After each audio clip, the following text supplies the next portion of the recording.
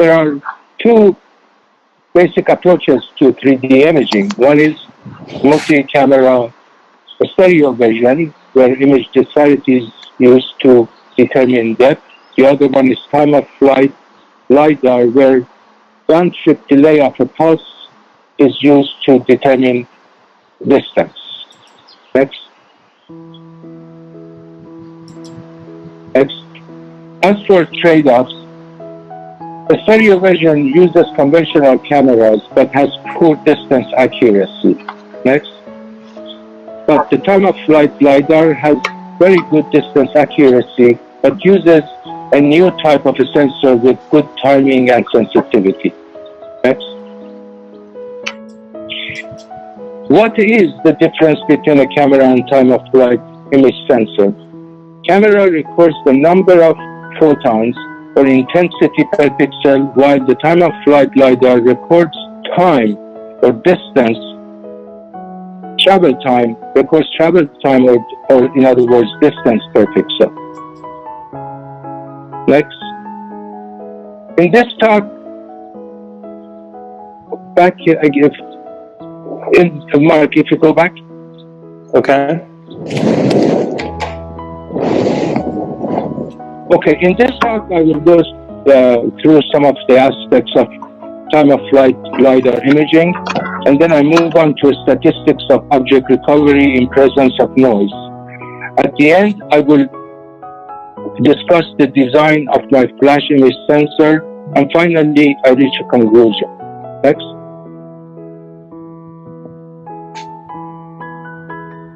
This slide shows the time-of-flight LiDAR system components.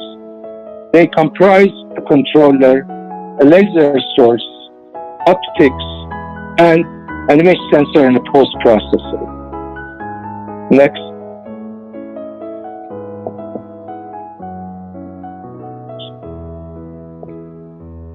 Time-of-flight image sensors operate at low photon flux levels. Therefore, it is unlikely that multiple photons impinge a pixel in a single exposure. To construct a 3D image of a scene, a large number of exposures, therefore, is required. Time-correlated single photon counting is a method based on detection and time stamping of a single photon in an exposure over many exposures.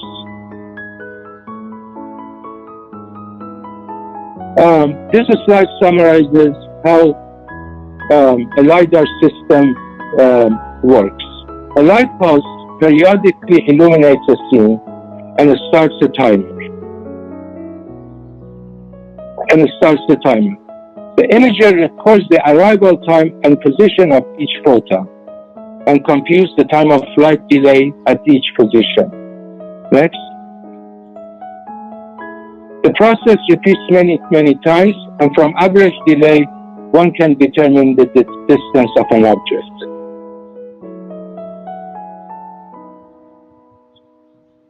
The output of a LiDAR system is a histogram. After many laser pulse illuminations, as discussed before, a histogram of photons over time is formed. The ambient illumination also contributes to noise photons to the histogram.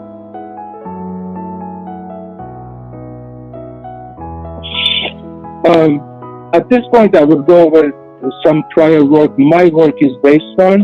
One is the single photon avalanche photodiode, and then there is a background there on image sensors.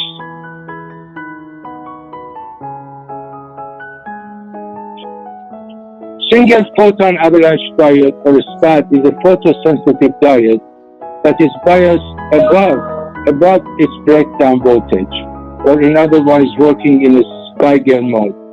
It can be triggered by a single photon that generates an electron-hole pair. These carriers cause avalanche multiplication.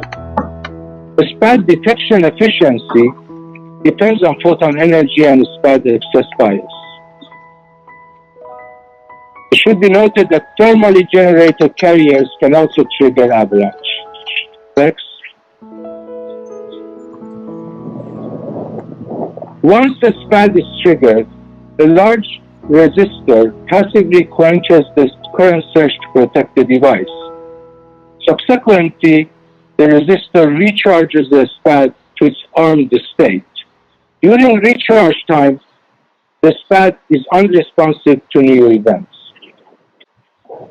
To provide better control over a SPAD operation, people usually use active quench and recharge circuits, one variation of which I have shown here.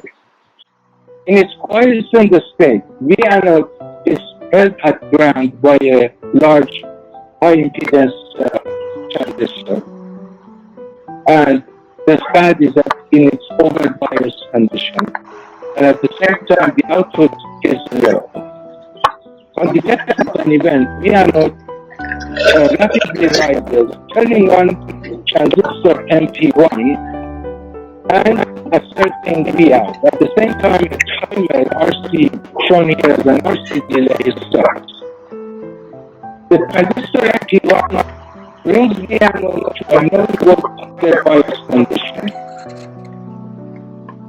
For a period of time, till RC delay starts and recharge goes to VDD. At this point, V anode is grounded and the circuit is back into its quiescent state and can return neoplatonic events.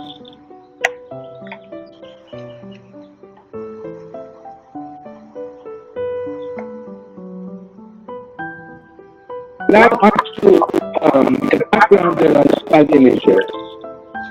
There are two classes of SPAD imagers. One is a scanning LiDAR, the other is flash LiDAR. Scanning LiDAR illuminates the scene sequentially, which causes image distortion. It is mechanical movement, and reliability is an issue, therefore. However, it works well at low illumination power, because laser power can focus on a single slice protein. The other class of the imagers, the SPAD imager, is flash LiDAR, which illuminates the scene all at once and needs no mechanical movement. There are two general architectures used in flash LiDARs. One is integral architecture, where time to digital converter or time to amplitude converter and storage are all incorporated into the text. This architecture allows for fully operation suffers from crucial factors and being here.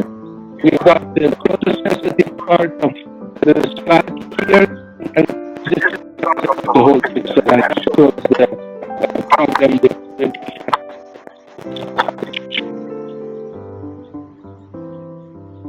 the other architecture used in flash LiDAR is a column parallel architecture, where pixels on a column the TDC and the storage are therefore shared by the column pixels and has an excellent fill factor, as can be seen compared to the previous slide. However,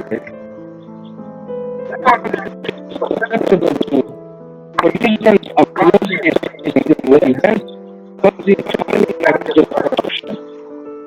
The storage in this, some designs with this architecture have very compact storage with types of detection of events. This slide shows the classical implementation of the collateral logic skills. On detection of an event, the corresponding understanding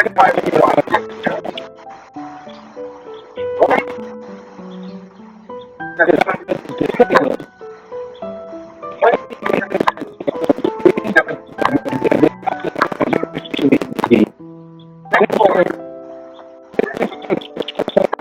detection rate and is time near event.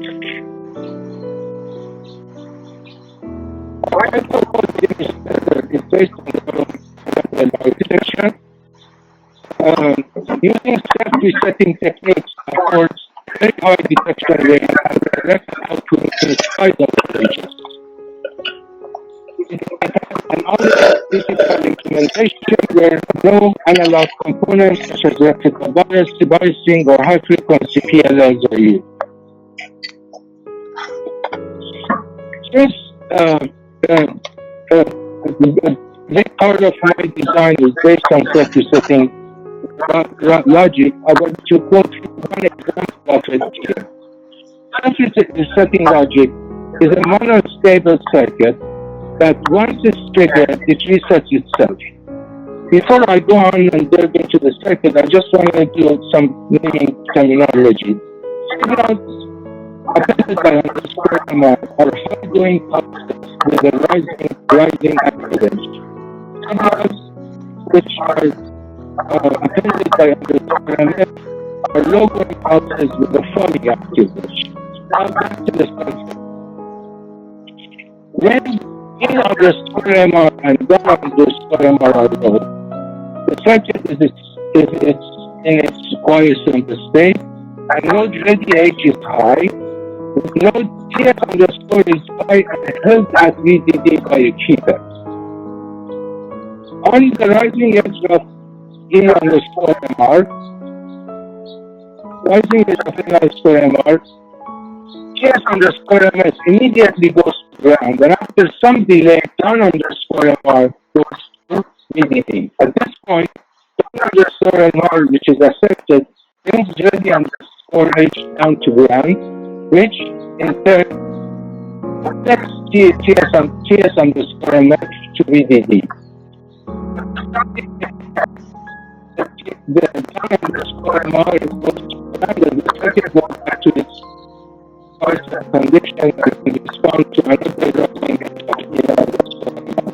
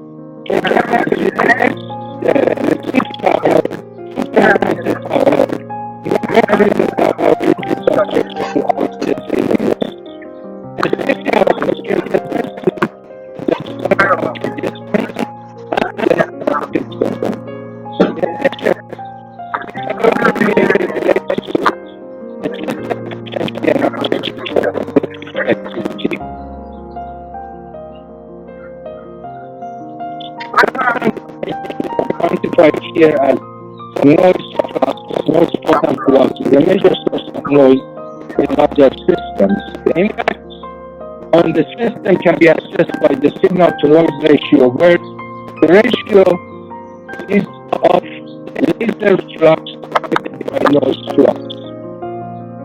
Then the number implicitly is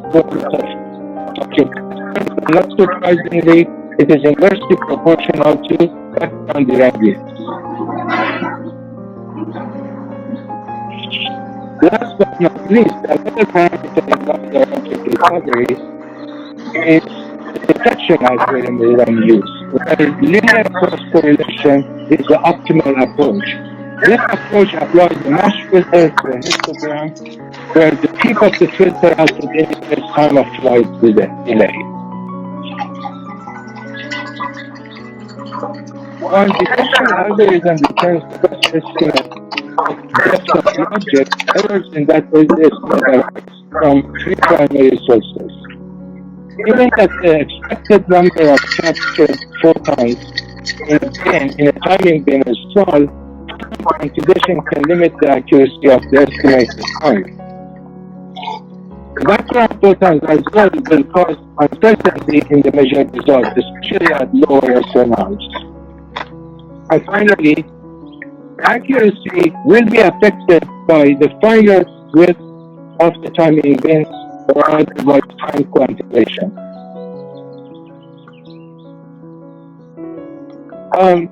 As measurement accuracy is very much dependent on random nature of light. I will go into photon statistics a little bit.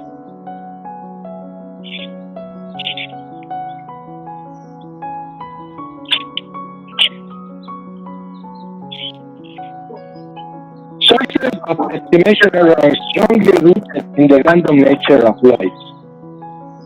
Photon arrivals are random in time.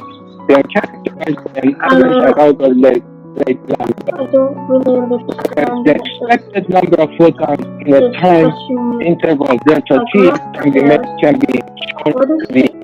lambda Is delta the t. axis the same?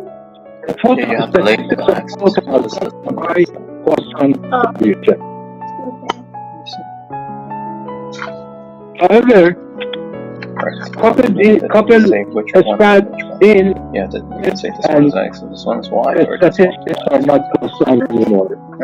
same thing here. The SPAD, this is because the SPAD only detects the first photon in an Here it doesn't explosion, look like they're saying it's like which causes avalanche. but here.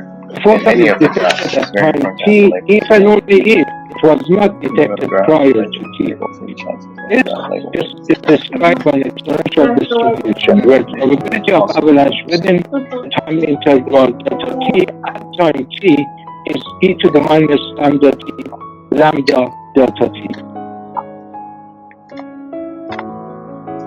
As can be understood, two sources dictate the photon arrival: the illumination and object reflected pulse. On the light of an pulse, the imager is immediately exposed to illumination quantified as lambda n. On the return of the laser pulse, the photon flux increases from lambda n to lambda n. After which time it drops back to lambda. Given the after discussed the SPAD effect and different flux levels during an exposure, the probability of avalanche is described by a mixture exponential distribution. CEF is shown here.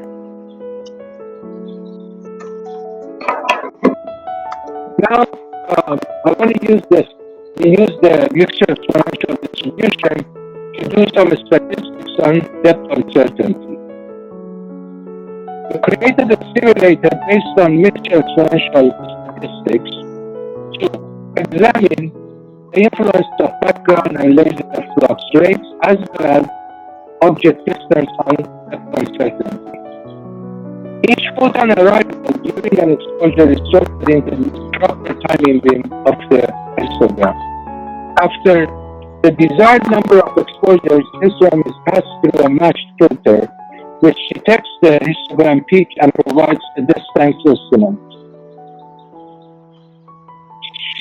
Using the simulator, we created this plot, which plots depth uncertainty against number of exposures, laser flux, and SNR.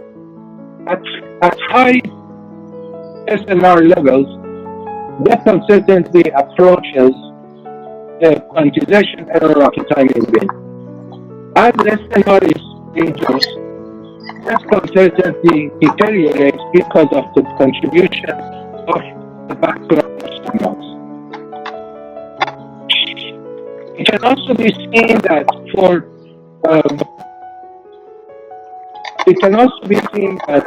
a slow SNR signal needs a lot more signal photons to achieve the same depth uncertainty as a high SNR signal.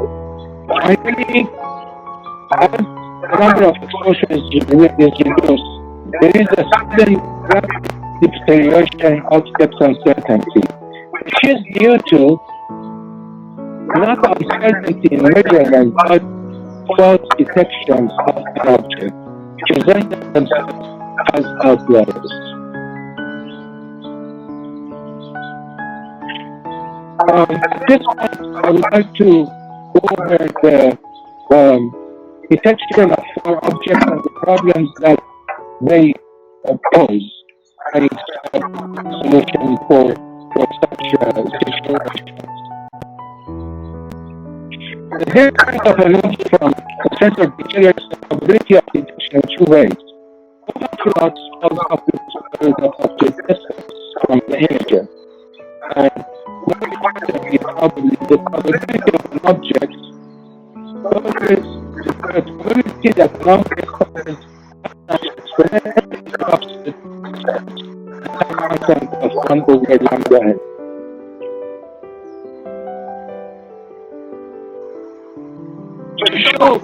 To assess the effect of distance on far objects, what we did was we put together a histogram of 1,000 frames for an object of 50 meters. As can be seen, 20%, nearly 20% of the frames failed to detect the object. This failure is more prevalent at the beginning of time and exponentially decay. To address this, targeting has been used to shorten the time of exposure for far objects. This improves object recovery. To get an intent of the whole scene, however, with targeting, separate acquisitions for different distances of a scene are required. To avoid this overhead, we devised an improved object recovery algorithm. What we did was we multiplied the histogram by the weighting function e to the plus lambda nt, where by doing so we get more weight to photons that arrive later and are less likely to cause avalanche.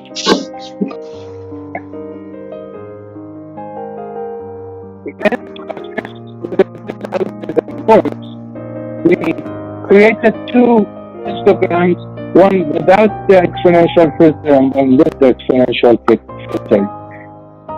As can be seen, the histogram was made for 1,000 frames for an object at 50 meters away.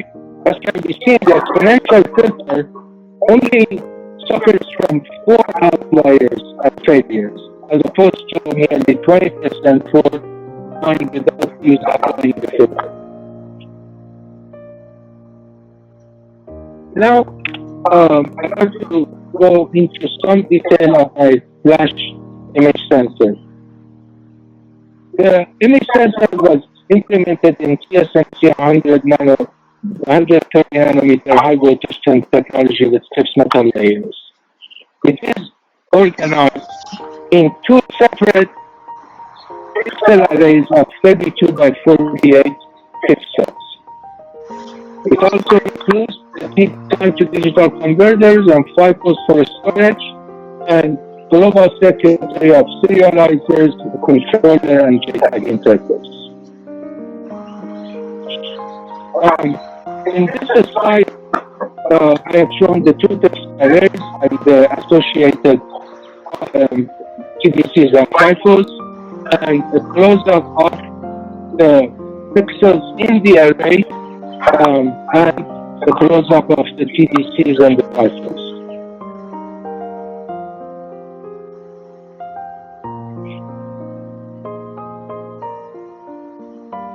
Okay. Each subarray comprises 48 columns, which operate independently.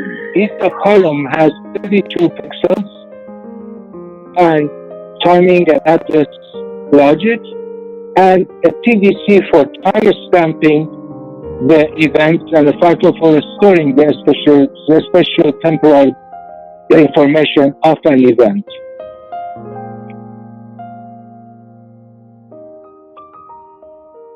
This is a flipped column. This column has 32 pixels, and all pixels share 5 differential address lines. The differential address lines are received by self-strobe latches, which produce the static signals for the addresses.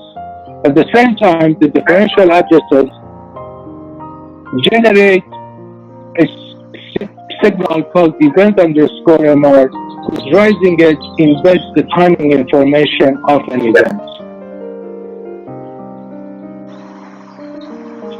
The stack has a circular shape to avoid localized high field. Because of high voltage, the spacing for logic is large, so therefore the stacks in general suffer from poor feedback curve. In this design, the photosensitive area comprises a high voltage P-well and a Z-level diode. The breakdown voltage is 34 volts. The photon detection efficiency is 4% at a wavelength of 850 nanometers and an excess bias of 3.5 volts. The pixel, now that we talked about the array and the column, I'm going to talk about the pixel. The pixel includes the SPAD quench and recharge circuit and an event detection circuit which controls the differential address lines. When SPAD_MR is low and event underscore MR is low, the circuit is in its quiescent state, and the differential lines are in high impedance held at VDD by high impedance resistors. And the rising edge of the SPAD underscore in response to an photonic event,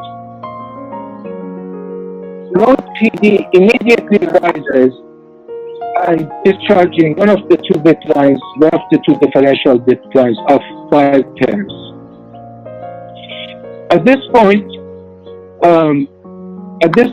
event underscore MR transitions high, and its transition starts the pre-charge of the differential lines, very hard pre-charge, the differential rise, and turns off the PD for the pull downs on the differential lines. Once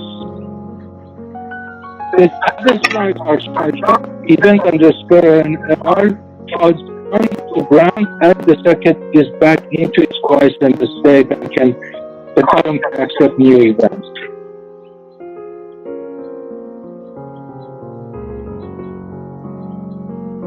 To show the self-resetting action that I just described, let's look at these waveforms, simplified waveforms. On the rising edge of a SPAD underscore MR, the corresponding differential address lines fall, and ascending event underscore MR. The solution of event underscore MR itself the differential address lines back into pre-charge, which in turn reasserts event underscore MR.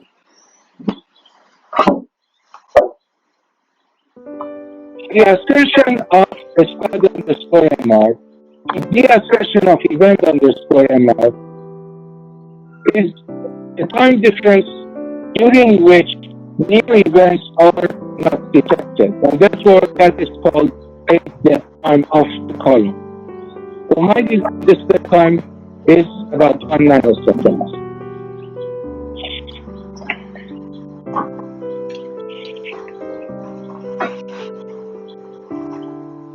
However, if during the dead time a new photonic event impinges, in this case 50 picoseconds after the first one, it won't be detected.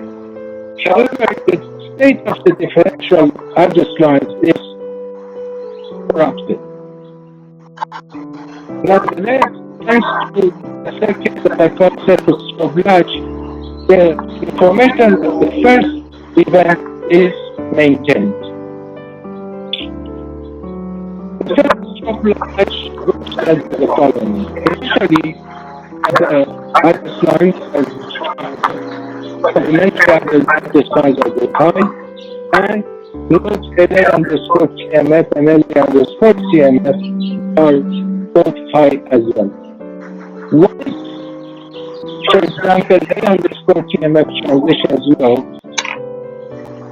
transitions low, the F underscore TMF immediately goes to ground, and from this point on, it will block any the readers on A1 underscore TMF.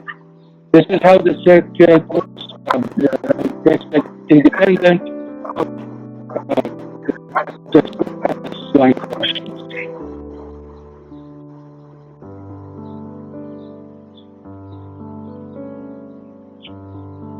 Time to digital converter is another building block of LiDAR image sensors. It converts the timing of an event embedded in event underscore MR to a digital code, in this case of 13 bits. The time to digital converter unambiguously timestamps at least up to 20 meters of depth. It comprises an oscillator, samplers, and a 9-bit counter. There is also a structure between the column and the time digital converter, which arbitrates and manages the interface between the two. Because time of flight image sensors employ a large number of TDCs, nearly all implementations use replica biasing. A voltage or current reference is routed to all TDCs to control their frequencies. Due to long routes and device mismatch, it is difficult to precisely maintain the frequency of the TDCs. In my design, the TDC ring oscillator frequencies are not locked to a reference source, but are measured. How is this done? During calibration, the spans are bypassed to allow for electrical control of the array. Then, two precisely spaced pulses derived from the system clock are launched and timestamped by each of the TDCs. The time difference between the two timestamps is used to determine the frequency of each arrow.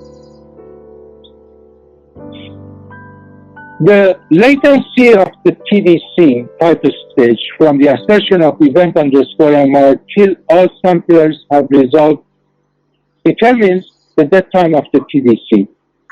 This dead time is roughly about 900 picoseconds on condition of minimal sampler pool push-out. Therefore,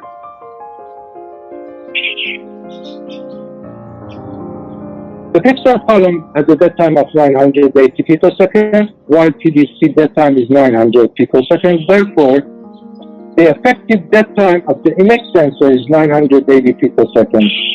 And to put it just a little differently, the image's detection rate is about 1 gigahertz.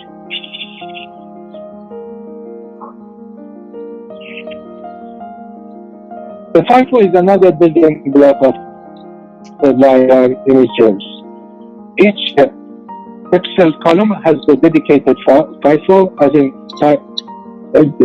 each pixel column has a dedicated FIFO comprising 18-bit wide entries. Prior to an exposure period, each FIFO stores the timing of a laser launch pulse.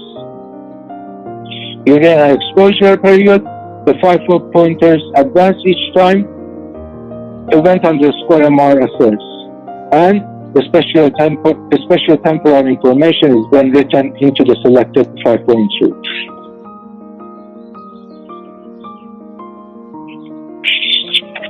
Can the circuit presented in this work be used in larger pixel arrays and yet preserve the high detection rate afforded by this architecture?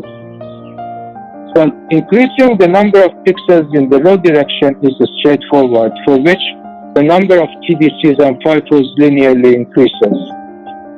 Increasing the number of pixels in the column direction is far more challenging. This is principally because self-loading and the quadratic increase in the RC of the address lines and the event underscore MR signal. In order to enable scaling in the column direction, the columns are segmented into smaller sub-columns separated by arbitration and transfer logic.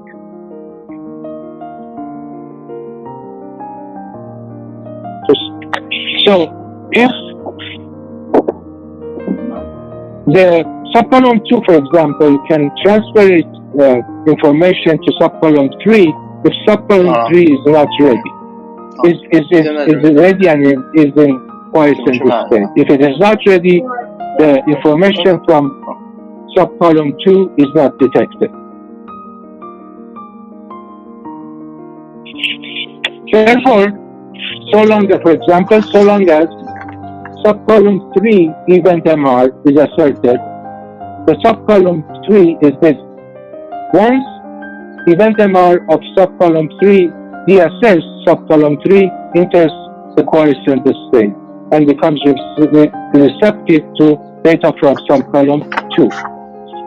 Assertion of event MR from subcolumn 2 grants transfer CMF,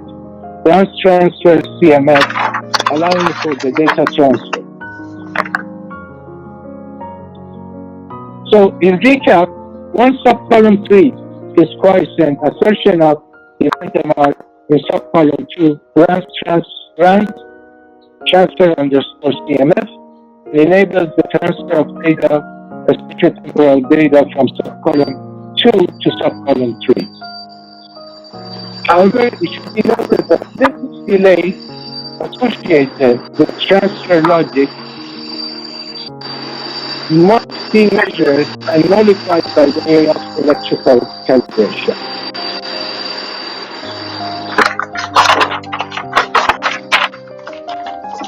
Now I've reached the conclusion where I will summarize what my talk was about and what my research was about. In this presentation, I covered aspects of time-of-flight LiDAR imaging, which included LiDAR operation, SPAD, and system and environmental parameters affecting object recovery.